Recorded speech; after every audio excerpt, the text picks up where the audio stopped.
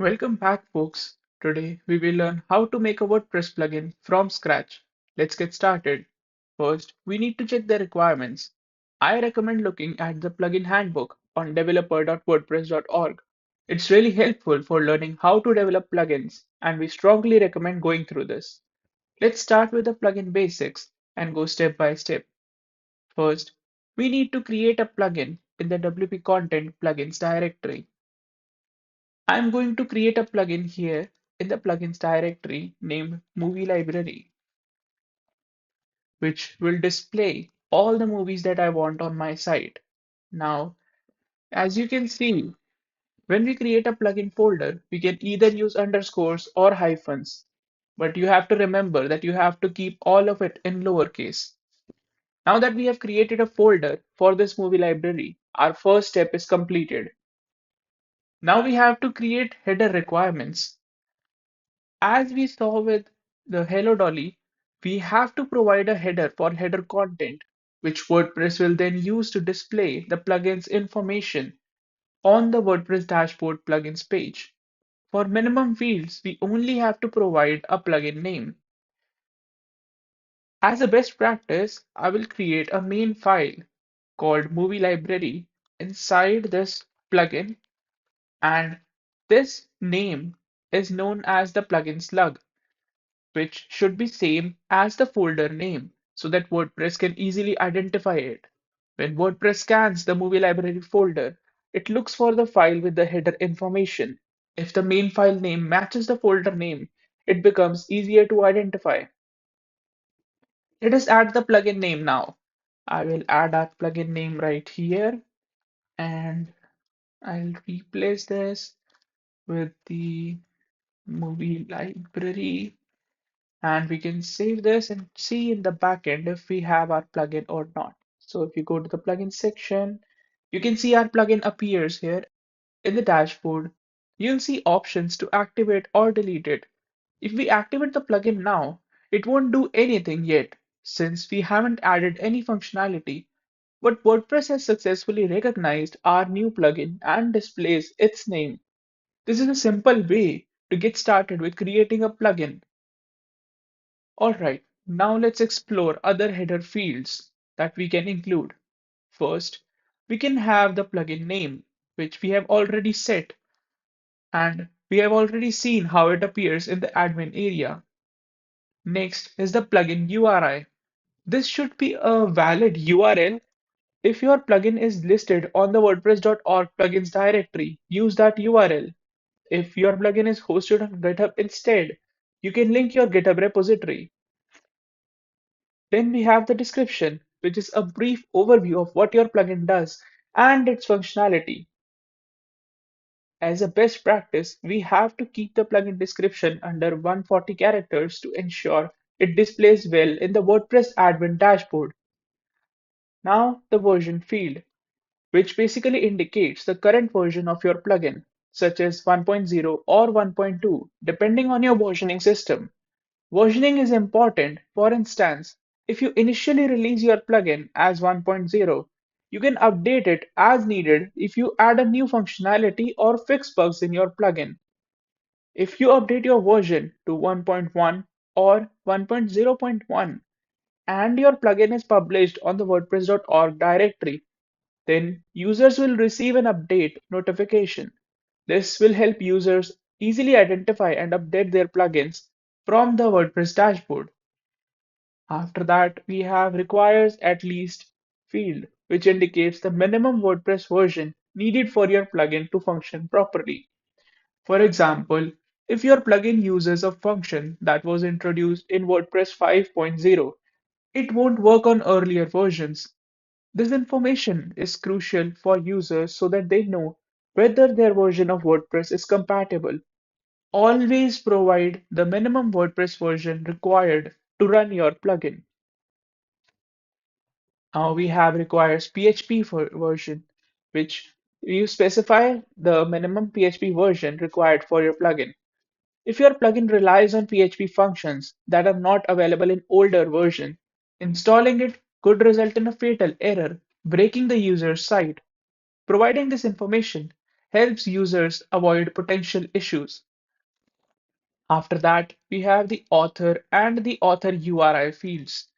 Here you can list the author's name or multiple authors separated by commas. The author URI can link to your website, GitHub profile, or WordPress profile. Then we have the license related license and the license URI fields, where you define the license for your plugin and provide a license URL.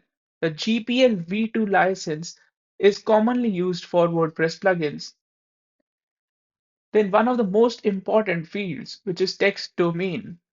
Text domain is used for internationalization and localization. We will learn about both of those in the upcoming videos. The text domain is used for them. As a best practice, we use the same text domain as the plugin folder name. Then the domain path. This is the path where your translation files are provided. When we talk about internationalization and localization, users can use your plugin in their languages. For example, if I'm using WordPress in Gujarati language and there is a plugin that I have whose translation is available in Gujarati, if I'm using WordPress in the Gujarati language, then that plugin's Gujarati translation file will be installed on my site and I can use that plugin in the Gujarati language. For the translations, the developers can add the translation files .po and .mo files into the language folder or whatever folder they want to keep and provide the folder name into the domain part. Next is the network field. Another header requirement is network, whether this plugin can be activated network-wide only or not. It's just like true or false. If your plugin can only be activated throughout the network in a multi-site installation setup, you have to keep it to set to true. So, in the multi-site setup, users cannot activate the plugin on a site basis. They would have to activate the plugin from the admin network. After that, we have the update URI field, which is the update URI, which allows the third-party plugins to avoid accidentally being overwritten with an update of your plugin. There could be chances that I am using some plugins that are not available on WordPress.org directory but are available on GitHub, and I manually downloaded a zip file and installed it. But what if a similar name is available on WordPress.org?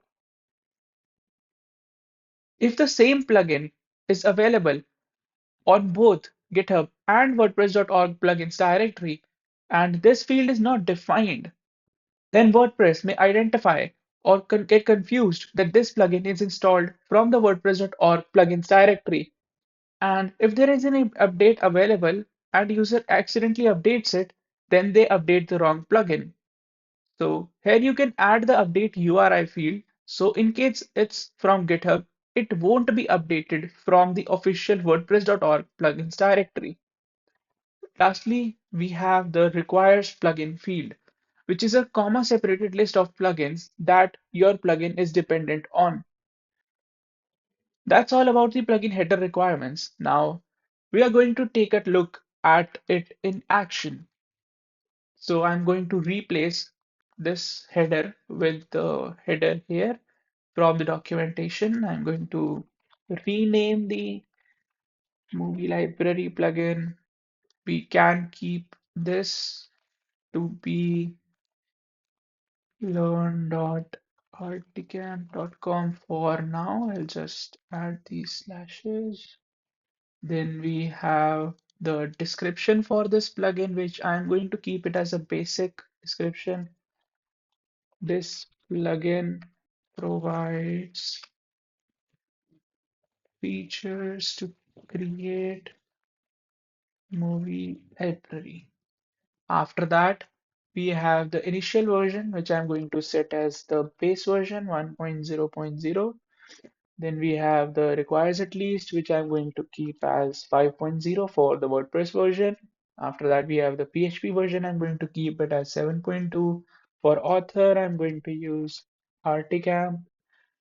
Author URI, I'm going to replace this again with the learn.rtcamp.com.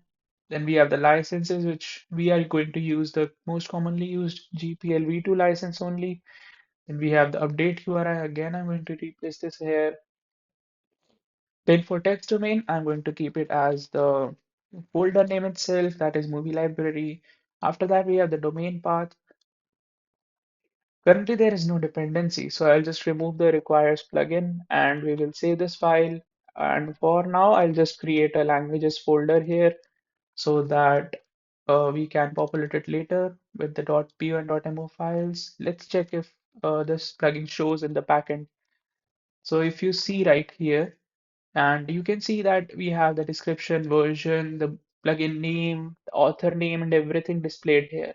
Now, if you click on the View Details button or the Hello Dolly, you will see all the information being pulled from the WordPress.org directory.